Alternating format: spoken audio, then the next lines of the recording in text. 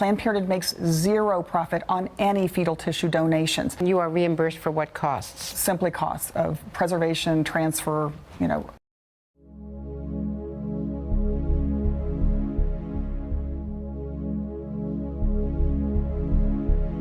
If we alter our process and we are able to obtain intact fetal cadavers, it's all just a matter of line items.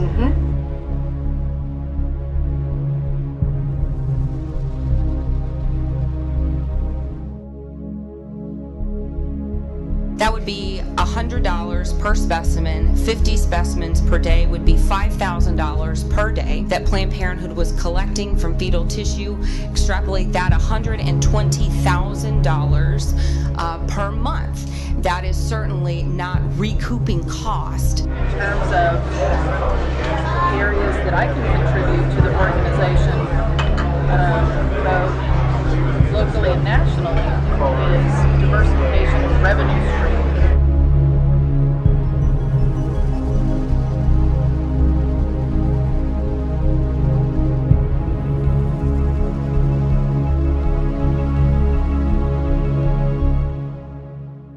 Well, so under the scope of where we probably have an edge over other organizations, our organization has been doing research for many, many, many years.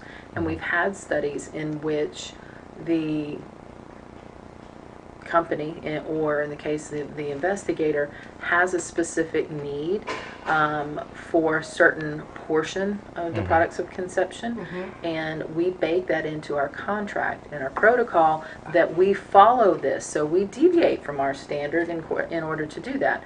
Telling you this so then we can get creative about when and where and under what conditions can we interject something that is specific to the tissue procurement needs. Sorry, that goes to my perfect for my next. Can you get creative? Can you alter if we say we need a liver? No, or not just liver, thymus, but let's say neural tissue is Neural very tissue difficult is what because could you adjust in the past, procedure if you knew they need high volume of this? Could you match that and 18 to 22 week neural specimens, in so both hemispheres intact. you could do that? Yeah, I think we can. I mean, some of it is really outside. Some of it will be happenstance because sometimes as the procedure is happening, the procedure itself for the removal is generally standardized, and I'm saying generally loosely, generally standardized. And so just depending on the patient's anatomy, how many weeks, other where it's placed in the uterus, we're going to potentially be able to have some that will be more or less intact, and then some that will not be. Right. So, but it's something that we can look at exploring how we can make that happen, so we have a higher chance.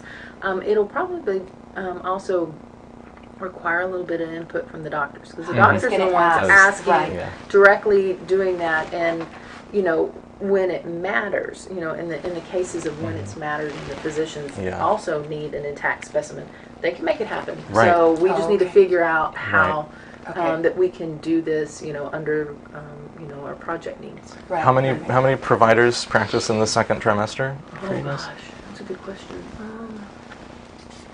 Everybody that is here does. And really, specifically, the later than 16-week cases, I guess. I want to say that we have 6. 6 providers that go beyond 16 weeks. Oh, wow. And that's something we'll have to discuss, with the docs and see how they can do it. Because some of our doctors in the past have projects, and they're collecting the specimens, so they do it in a way that they get the best specimens. So I know it can happen. The doctors were also doing research. Oh, wow. So, very good. I'm more on the business end of it, and know that just going with the history of what's happened and wanting to not have that happen again.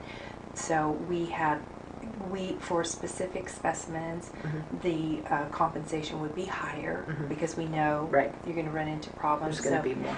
How do we frame that so that we're not saying we're giving a higher. Yeah, we can work it out in the context of obviously the procedure itself is more complicated. So then anything that we integrate into that procedure without having you cover the procedural cost is going to be higher, right? So Right. anything about higher gestational age, there's more opportunity for complication. There's more administrative time involved. Sometimes the procedures are longer. So then anything that we piggyback onto that for collection purposes, obviously, would have to reflect that additional time, cost, administrative burden. So that our compensation that's higher to you for our specific specimen intact could be built and into that's something that getting more information about it, as intact as you need, how we're going to do that. Then from there, when I'm working with our clinical trials and all of our additional specimen collection needs, I'm pretty bullish about getting as much information as I can prior to budgeting. Well, that your financial background, really, I think that's what you can see the benefit of this financially. Just having that background and seeing that there is it's gold out there. And it can be so beneficial. So I'm glad that you have that background so that you see the financial benefits of getting the right specimen and getting it intact. And if you have to change the procedure just a little bit within the framework that keeps it, we're all talking about it the same way in the right way. But that financial gain and the to your staff just knowing this is the end. I think everyone realizes, especially because my department contributes so much to the bottom line of our organization here, even though we're one of the largest affiliates. Our research department is the largest in the United States, larger than any of the other affiliates combined. Wow. If that provider is needing to change the technique a little bit, and I know I'm going against my side of this, but I'm okay with, no, I want you to be paid per specimen, and rather than, oh, here, just ship this off. No, this is what we're looking for, and if you can do that and it compensates you and financially that's helping you to grow your clinic, I'm willing to do that. And so if we alter our process and we are able to obtain intact fetal cadavers, then we can make it part of the budget that any dissections are this, and splitting the specimens into different shipments is this. I mean, it's all just a matter of line items. And so what are they requesting just liver or liver thymus long bone? Everything. CNS, brain, kidney, thymus, liver, spleen, femur, bone marrow, hematopoietic stem cells from 14 to 22 weeks of gestation. They're going to engraft all of those or just the hematopoietic? Purpose and objectives. And they want it up to 22 weeks. Yeah, including CNS, brain. Wow, they want everything. See, so that's the thing. So for a study like that, if we could provide, just a whole cadaver, and then they can take exactly what they want with the full quality, and everything, that is actually going to be ideal for them. Well, it would make me very happy for us to finish up what we need to do, and I can put you in contact with them. And their range ranges 14 to 22 weeks is what they're saying. Yes. Okay. Oh, and I was wrong. They want 120. 120. This is huge.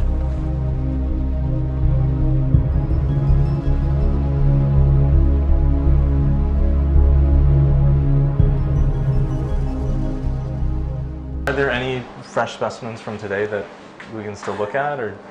We had a really long day and they're all mixed up together in a bag. Yet if I would have known 10 minutes ago, I would have saved something. You know what, though, if we could get if we could just, that doesn't, I mean, it's not like we need something today, but if we could get a visual today of it, that would be a good thing. Is that possible?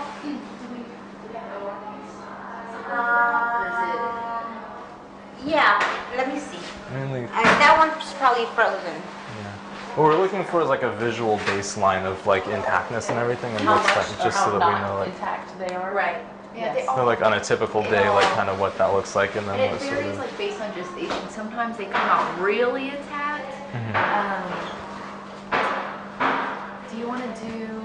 You're not gonna see nothing intact today, because the way we collect the tissue, it all gets collected into one container. We either, you know what? Is it cremation? What was the latest case that you did today? The latest case we did today was a 5 week and 3 days. No. Oh, OR, the 20. OR. It was a 20. Oh, I know what you mean. Right. 20 stationing. And that was one of the very first ones. So I'm assuming that one could almost be frozen. So we're oftentimes looking for liver and thymus are two of the most in demand. Yes. Excellent.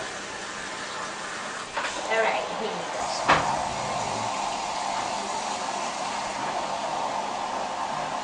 So now this. Sean, can you help me out? I think this is lung, right? I don't Yes, think this is that's correct. kidney. Yeah, these are lungs because That's that's the trachea in the middle Yes. These are. So the intestines right here. there. Here. See? Yeah. This comes out, like I said, the organs come out really, really well. 'Cause you can Right. see all the intestines Right. pretty much almost like And this is a intact. big placenta right here. Yes.